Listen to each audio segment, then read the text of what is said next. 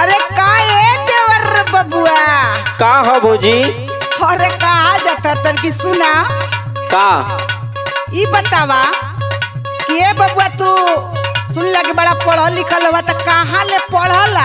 अरे भौजी का सवाल पूछत हो? हम एमए उमे कुल पास है। अच्छा एमए उमे पास हुआ? हाँ हाँ तो सोचत है कि आज तो टेस्ट ले हमार टेस्ट लेबू ना हाँ तो भैया का टेस्ट भुला जेबू। तू कौना टेस्ट का बात करत हवा हो? पगलाइला न हवा?